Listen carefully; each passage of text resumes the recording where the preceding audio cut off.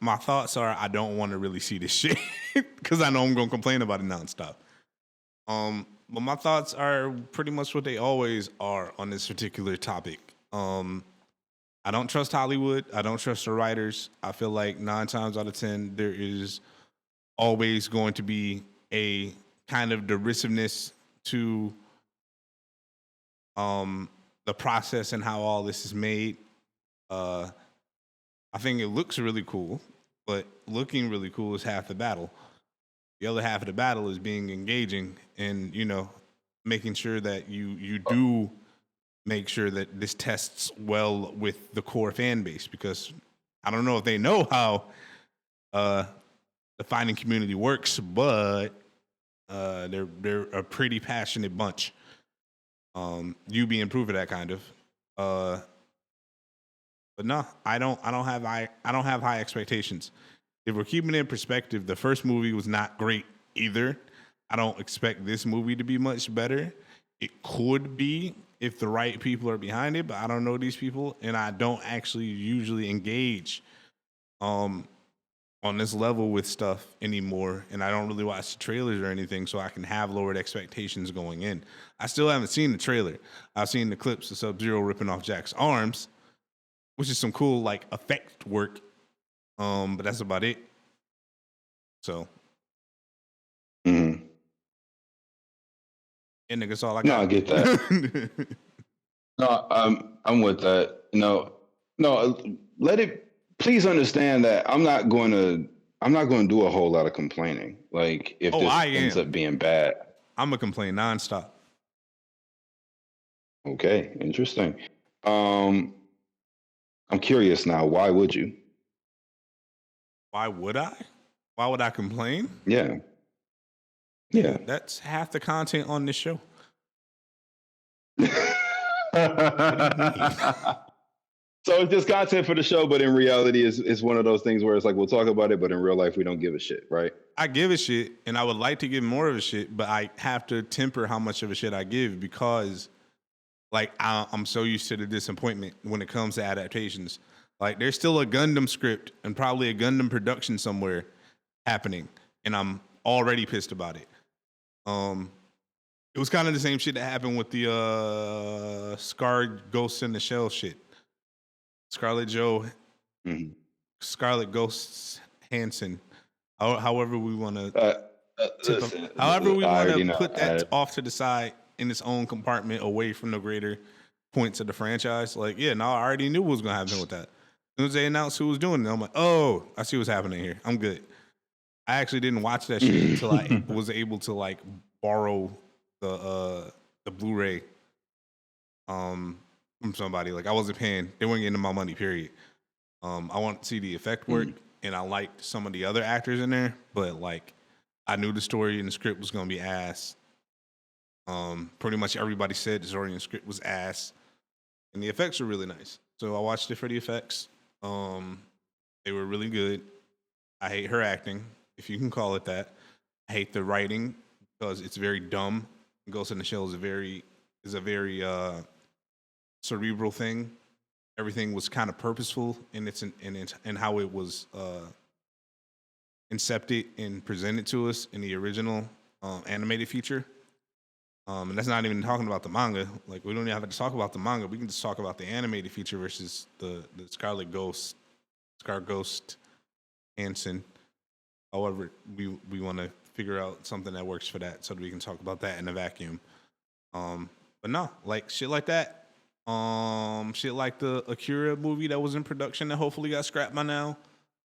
That Like a fucking live action movie? yeah, like a live action American Oh movie. hell! Yeah. Oh hell no! Yeah. What else? That Ghost in the Shell No, Netflix movie, like never, all of that shit never. was enough for me to be like, yo, they're never going to do what it is they need to do with these sorts of things. They're never going to have, it's never going to be kept pure the way it should be because there's all these forces involved once you start to make a Hollywood production. And that's what people don't understand. Like, there's people watching the production process. Like, there's people paid to be there just to give kind of like, like what is it? Restaurant inspectors, food inspectors or whatever. They go in and they kind of watch people do stuff and give it a grade and stuff like that. There's people that do that for Hollywood films from a number of organizations, from animal rights groups, from nonprofit organizations that are supposed to be helping people in all sorts of whether it be from mental illness, physical illness. It's a matter of guiding the production so that the depictions of certain groups and certain things are deemed non-problematic. Basically, like it's basically active censure during the production of these films that happens, but it's active censure that doesn't extend out towards keeping the production pure in terms of the culture that it came from. It's very much adverse to kind of keeping some of the core tenets of these stories alive from the cultures they were from the people who existed in certain cultures and religions that created these pieces. And it goes really far away from that. And then it's like, well, we got to make sure that we, make it for American audiences, which usually means we got to dumb it down and make it loud and pretty. So I really don't fuck with it. Interesting. Like, there's a lot of films, like Korean films, that are like loud and pretty, but like they still keep the faith and the culture alive in the spirit of the production. Of course, it's not going to be 1-to-1. Of course, if I probably read or examined the source material, I would probably have a few more gripes about the production of these films. But like, yeah, man. I know it's going to be ass. Like, I know most things are going to be ass when it's adapted from something that's a different media, especially something like video games where it's meant to be kind of an episodic thing. So the only faithful adaptation you can do really is a series. But if you're doing a live action series, you got to think about budget and time constraints and all this other shit. And if it's a movie, you usually get a bigger budget and you can condense and make all of that shit bigger and louder and prettier because it's less runtime. But because it's less runtime, we don't get the same development. It's very hard to develop characters in the span of like 2 hours, if not much less, depending on the editing and the various shots that get used and things of that nature. So, I understand too much about the process. I have high hopes for what will become of these ideas and these projects. No, I understand that. I feel like I was actually going to ask you about what you think about specifically video game adaptations.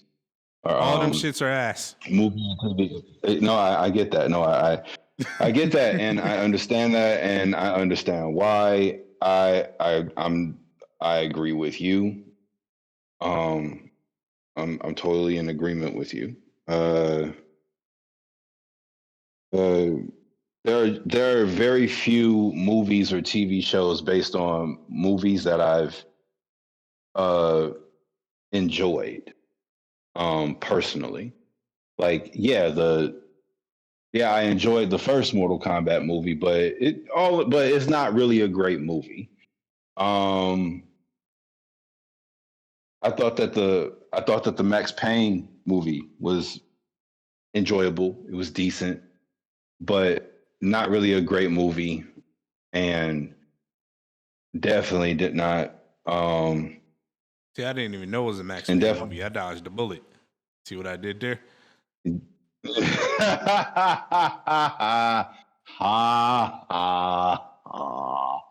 didn't know.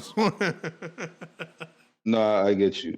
No, actually, for me personally, my favorite adaptation of a video game had to be season 2 of Mortal Kombat Legacy. That was the YouTube series? That was a pretty good. Yeah. See, that's the thing. YouTube series are made by fans, so they don't have all of these fucking like dumbass hangups about the faithfulness of the adaptation. They care a lot more about the way that they care more about the way the fans will perceive it, and that keeps them honest, and that keeps the production pure. Like, that's why the Power Rangers community is having such a huge resurgence, because there's so many good fan-made Power Rangers projects going on that do and go places that the fans wanted these sorts of things to go. And if they had higher budgets, I'm sure that the action sequences will be a lot more fantastic and we'd have Zords and all of that good shit. But it's still entertaining because it is a better way to go in terms of runtime, development, people who really care about these projects, not just producers who are looking at like, oh, this is popular, so let's make some money. And that's what people got to keep in mind. A lot of times the producers have a lot more say than y'all give them credit for. All this best director shit, all this actor shit that y'all care about, the optics, like that's all to kind of obscure the real like reasons these films like make or break. Some people put their name on shit that's going to be mid and you know it's going to be mid, but you're not really looking for the producers. I'm looking for the producers 9 times out of 10 when it comes to these movies being made. Like they put the big headlines behind the actors. Bro, I don't give a fuck who is acting in this film if I know the producer has gotten behind a bunch of bad scripts before and got behind a bunch of his poor productions before. You know what I'm saying? I'm glad that you mentioned that because I spent my weekend trash, fam. Like you do not want to know how trash my fucking weekend was. But nonetheless, I stumbled upon a docuseries that chronicled the behind the scenes work and the impact of the original Batman cinematic series. Batman Returns, Batman Forever, and Batman. We was watching that at work. I know exactly which one you're talking about. That shit was eye opening. Yeah. Specifically the Batman and Robin was having the time of his life. Wait, what? No, you're not. No, wait, what? Huh? Mark Hamill, Joker. We're talking about something completely different, fam. What are you talking about then? I've seen maybe what I'm talking about is the actual. Go ahead. Okay, so let me repeat this again. The docu-series of the original Batman cinematic universe, Batman Returns. Series originally. Cinematic universe. You said cinematic. I promise you said series. We're going to listen back. All right. Okay, well, cinematic. I still said cinematic, though. That's the key word. Okay. It sounded like anime. Okay. Fam. It did. I promise you. Okay, but then I listed the movies. It doesn't matter. The fucking movies with Michael Keaton, Val Kilmer, and George Clooney. That shit. So right. So the Tim Burton Batman movies, yeah. And then the Joel Schumacher movie. Right.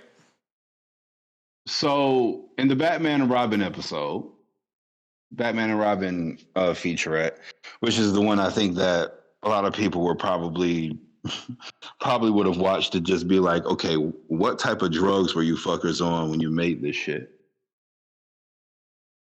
In my personal opinion, Batman Forever was an okay movie. It was pretty good. Yeah, Batman and Robin suffered from the fact that, like, A, it was huge, B, it was the 90s, and C, they thought George Clooney could carry anything. They wanted to up the campiness, but they also wanted to infuse it with some of the raucousness and the overt hypersexuality of the 90s, especially the later 90s. As we moved the campiness, towards the current era of I've seen everybody who exists naked. Jesus, I've seen everybody. The campiness. The campiness. Let's stay on that. Let's stay on that real quick. So what I learned is that when they went into Batman and Robin, Joel Schumacher went to the producers, went to the film studio, and apparently they were so fucking shell shocked from the backlash that Batman Returns received that they said, nope, we're not going darker. we let you get away with the little dark moments and shit that you got away with in Forever, but we're veering away from that. We're doing lighter shit. So here's what we want you to do with Batman and Robin. We want you to make it. We want you to amp up the campiness, make it more family friendly. And then Joel Schumacher said one of the silliest things I had ever heard. That the he said that the film studio told him to make the movie toyetic.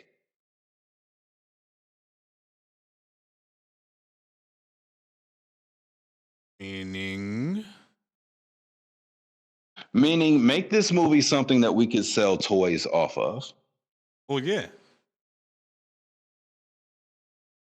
Look, I understand that merchandise is a very important thing. Merchandise is But literally you don't have 70% of a franchise. but you don't have to make a movie with the idea that you have to sell toys off of it You're for the doing simple is fact Batman. that it's Keep in fucking mind, keep in mind, hey. Keep in mind, this is before Spider-Man.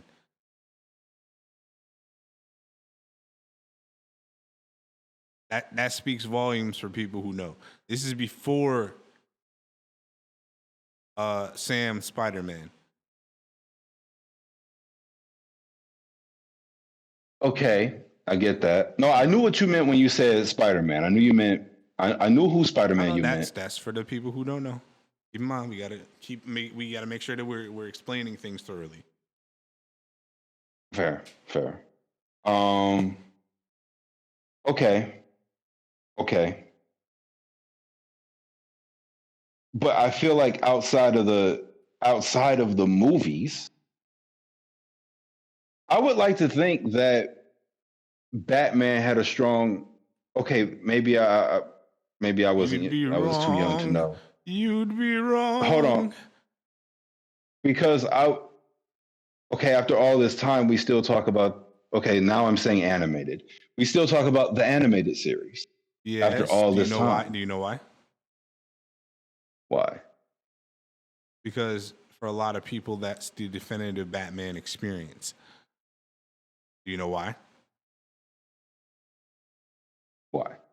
It hits the notes of all the things I was saying earlier where adaptations fail. One, it was designed by people who were huge Batman fans.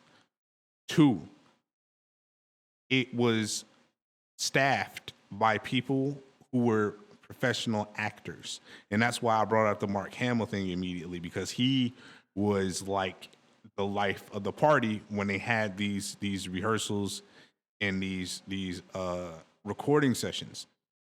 It was something that was created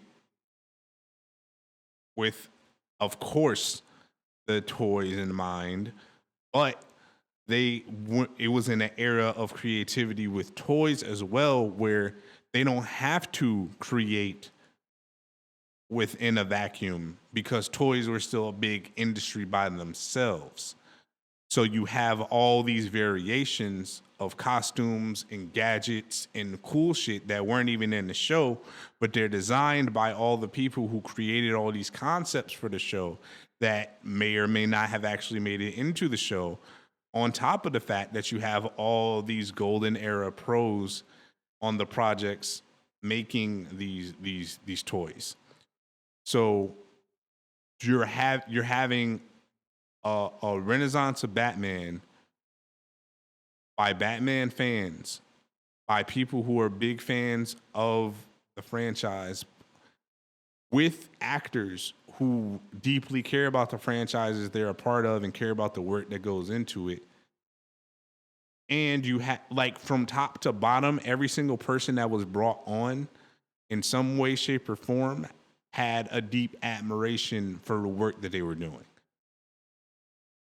That's why you get iconic characters created exclusively in that animated series, and iconic designs that first appeared in that animated series that are still emulated to this day. On top of that, it was serialized. So you have the situation where there's Batman solving the weekly mystery, fighting the weekly baddie, but these niggas remember everything, and it builds. You know, Joker had an arc in that show. Mm-hmm. Harley had an arc. Harley had an arc. Like Two-Face had an arc. Yeah. So that's why it was such a special thing that will probably never happen again, which is why when they talk about, yo, we about to reboot it, it's like, fuck off. Honestly, like, fuck off. We've seen what you niggas do in reboots. Fuck off. It's good as is. If you niggas really wanted to do something, go ahead and finish Batman Beyond the proper way. Ooh. That I'm here for. Don't do no weirdo shit with it, but I know you are because it's Hollywood at this point, and that's just what it is, and that's what I'm saying. Like, that's why I'm so jaded against like that sort of stuff. Like when you put these licenses in the hands of people that aren't in Hollywood, you get shit like Ninja Batman, which is fucking amazing. Not even for the reasons that people think. It's fucking amazing because the people who did it stayed true to the things that they enjoy, so you can feel and see, like, bro, there's fucking Zords in it. Like, there's fucking Zords in this film. Yeah, yeah. And it doesn't Ninja come Batman off. is the shit. And it doesn't come off as bullshit. It comes off no, not at all. as campy and fun and amazing and dynamic and stupid and imaginative and magical. You have to have all those elements in order to make it good. A lot of times we stop short at like, it looks really good. Or shit, sometimes it don't even have to look good. If you look at shit like Black Panther where the CGI was abysmal, but there's a certain level of care that goes into certain projects when you put them in front of producers and in front of teams that don't have the same ideas we have. Which is why you also have like the Mortal Kombat animated features that are really fucking good. It's not constrained by all the things that come out of Hollywood. But anyway, we dragging this out. It's 15 minutes. We're supposed to be done 20 minutes ago. I'm gonna break this shit up. Understood. Final thoughts. My final thoughts. Shout out to all the people who take shit too seriously.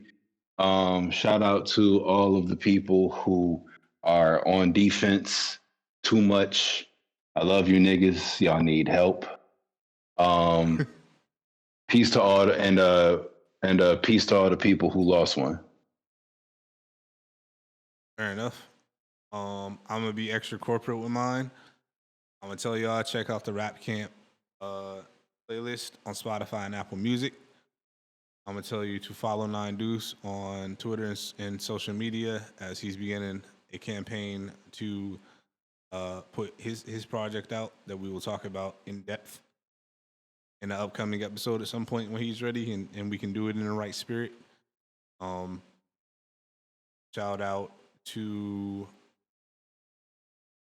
everybody who is currently making the best of the situation as we kind of come off the chill of 2020 as far as COVID and things opening up again. Shout out to all the homies in Texas who are having a really rough time right now as a consequence of piss poor leadership, poor planning, and just all around. I hope this is really a watershed moment in the idea that climate change is a real thing, and it's not. It doesn't even take like a long-standing, dark, super grim experience with it for us to really begin to take notice of it. I hope this small tap in the grand scheme of how bad it could be is enough to wake people up like, hey, we gotta change course on all of this. I want to get to the point where I'm not driving to work anymore. I want to make the changes in my life for the better starting today. The problem is I live in fucking Michigan, and as John just mentioned, public transportation around here is a bitch. And I know that firsthand from people that do take public transportation to where I work. So, yeah. But let's start working on the necessary solutions today so that we can have a better tomorrow. And yeah, that's Indeed. pretty much it. Shout out Destroy Everything. Shout out Soundproofs. Shout out all the homies on the Rap Camp playlist. Mm-hmm. We update that every 2 weeks, so y'all got about 12 to 11 more days to enjoy the tunes on there right now. Shout out the Trump Productions. Mm-hmm. We threw Big Sant, Redcoat the Poet, and Panama Jane on there as kind of the outliers, the outsiders who not from Detroit, but I really enjoy their work, and they are independent artists getting it out the mud. So that's what I do. I always try to put a couple of people from parts way out on there, just to bring in and give them some shine amongst us. That's what it's all about. If everybody everywhere just thought about ways to organically grow things and show love instead of showing hate, rap would be a lot safer. Like rapper would be a lot safer of a profession. You know, condolences to all the people in this culture who either lost somebody who's an artist or the artist I just heard from out the South where, you know, some street shit spilled over into his real life and now he lost his grandparents. Like, I don't want it to be that way no more. I don't want all of this shit to be that way. We got to move away from a lot of bad energy and negativity on the business end of a lot of this shit. And I don't know nothing about that situation, but I know that according to him, this is two older people who both got COVID, who was on oxygen machines, and somebody shot the house up and it hit the oxygen machine. And as everybody knows, sparks in oxygen, pure oxygen, causes combustion, huge combustion. Like, that's a terrible fucking way to die. Over nothing. In the grand scheme, over nothing. People who hadn't done anything. That shit in rap gotta change. That shit in street shit amongst black people has to change.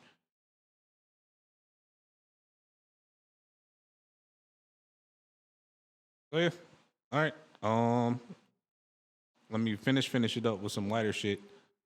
Yeah. It's a lot of good video games coming out. It's a lot of good music coming out. Please stay in the house as much as possible and enjoy these things. I know that things are opening up and y'all want to get out here and y'all want to be reckless again, but please don't. Not for at least a little bit. Give it a couple of months, please. Enjoy some of this new shit. We're gonna talk about music on the next episode. I feel like we didn't talk about music enough. Yeah. Oh, definitely. Don't worry. Don't worry. It's coming. Oh yeah, it's coming. Like I said, we're gonna be doing this more often, so let's keep that in mind. Mm-hmm. All right, about to play the outro. Shitpost Boys, episode 15. Well, part 2 of episode 15. I'm gonna chop this. We'll be at 56. All right, playing the outro. Let's go.